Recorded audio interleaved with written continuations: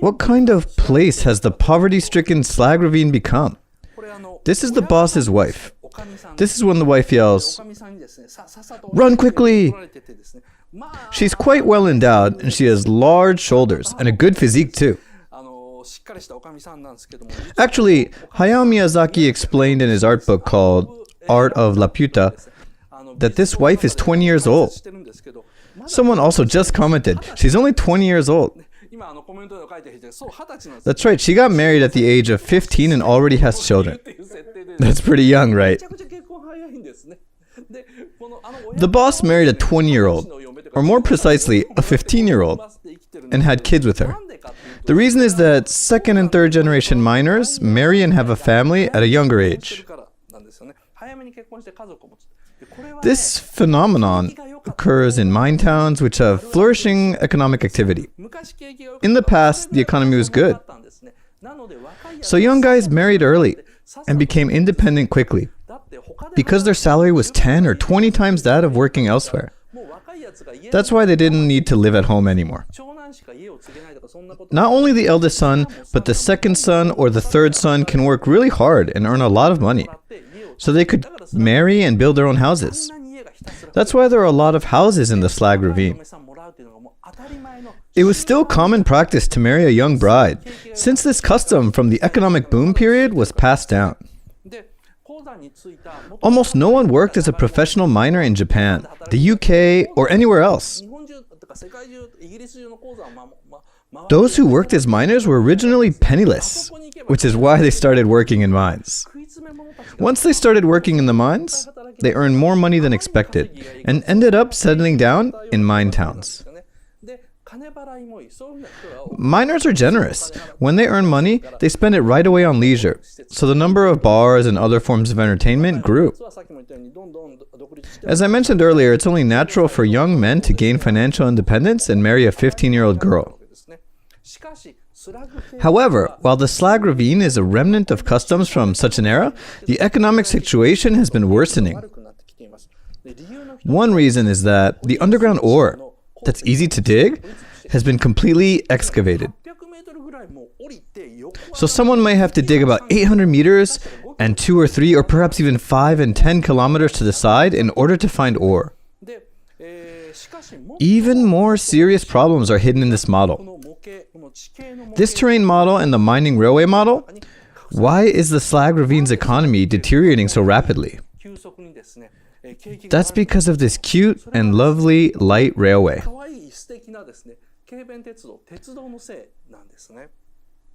Well, the railway that runs vertically and horizontally in this slag ravine, this well-made railway has shortened the economic lifespan of the town. It's a historical fact, but in the middle of the 19th century, there were a lot of mines in the mountains, just like the slag ravine.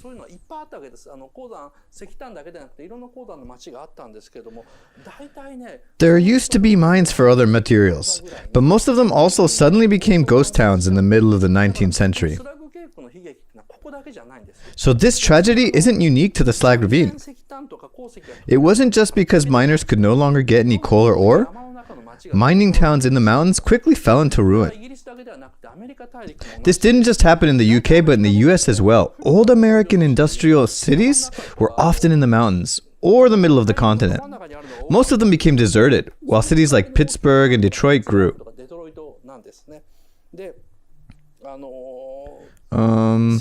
Steel City, Pittsburgh, which is known for its steel industry, is located next to the Ohio River. Detroit is sandwiched between two lakes, Lake Erie and Lake Huron. As the Industrial Revolution progressed in the 19th century, somehow machines became heavy and gigantic.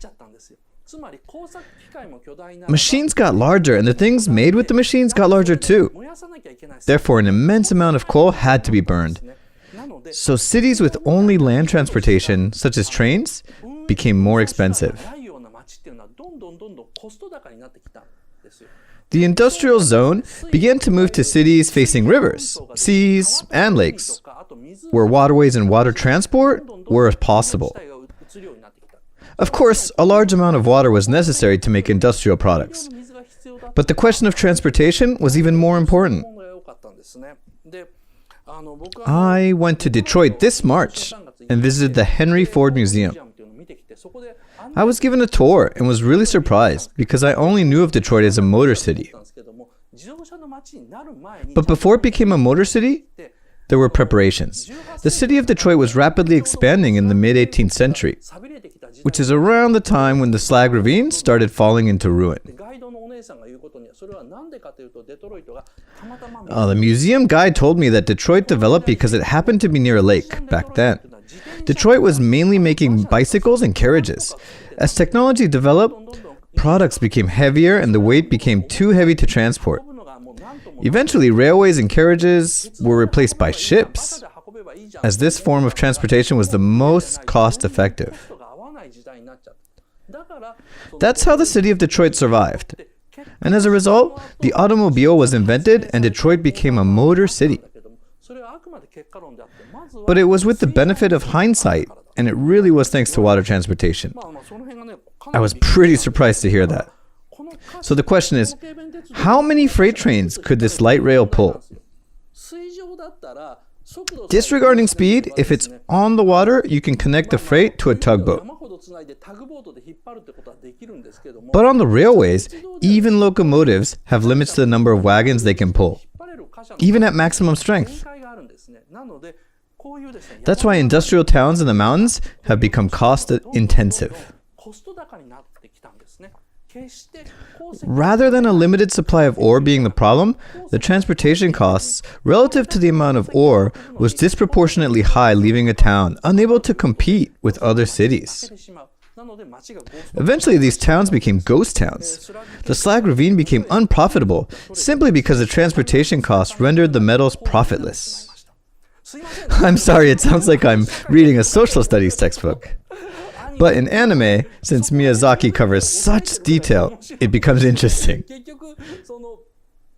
Back then, when Miyazaki was drawing Sherlock Hound, there weren't many automobiles, so rich people who lived around mines didn't care about water transportation. Their attitude was more or less, I make the rules here because I own this town. However, in the era of water transportation, as the Gilmore Valley and the Slag Ravine are really deep in the mountains, those towns quickly became deserted. The towns slowly become desolate and poor, so the owners like Mr. Gilmore of the Gilmore Valley disappeared from them. Gilmore named the valley after himself, the Gilmore Valley. So the Slag Ravine's owner probably named it after their family too. But they sold the mining rights to a bank or something. And then they moved to a new industrial and commercial city, somewhere like London, Paris, or New York. Later, these people became conglomerates like the Rockefeller family and Rothschild family.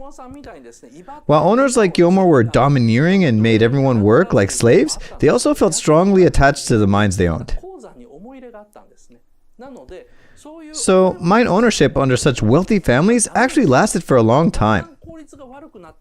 Even though efficiency was decreasing, families tried hard to keep running and developing the family business. As a result, there are many mines in the world that managed to survive. However, banks are different. Unlike family owners, banks don't have an emotional attachment to mines.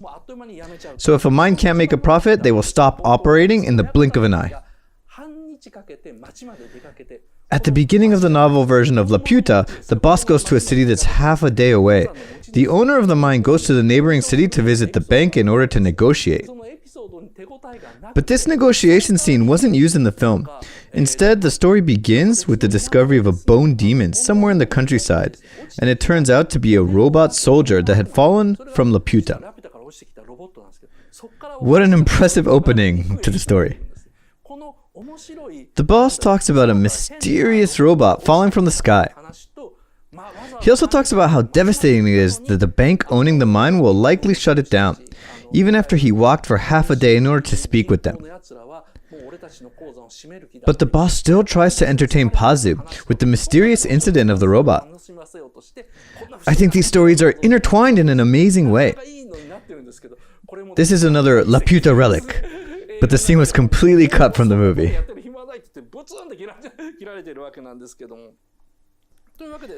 Since this bank is the owner of the mine, and it's located in the city, the Slag Ravine has no autonomy. If this were Gilmore Valley, Mr. Gilmore would be very controlling. That also sounds problematic. But the bank has already given autonomy to the people of the Slag Ravine, allowing them to do whatever they want as long as they generate money. So it's up to the boss and miners to decide which direction they want to dig, and also when to call it a day or try harder and work overtime. In other words, it depends on the boss's mood. He has to decide when to work and when to rest. Only this kind of autonomy remains. People in the Slag Ravine tend to treat outsiders coldly, and they're very confident in themselves, and aren't afraid of authority. I think such a masculine culture comes from the time when, even though the Slag Ravine gradually fell into poverty, the miners kept their autonomy while negotiating with the banks, and kept mining.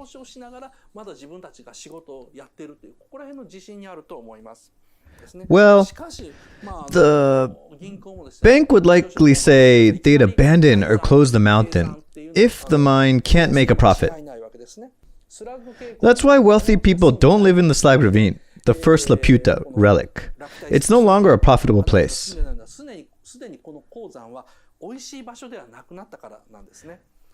This background wasn't drawn in the movie version of Laputa.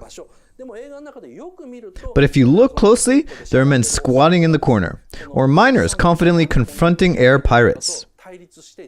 They're remnants of this Laputa relic, which I've discussed in Buratamori style.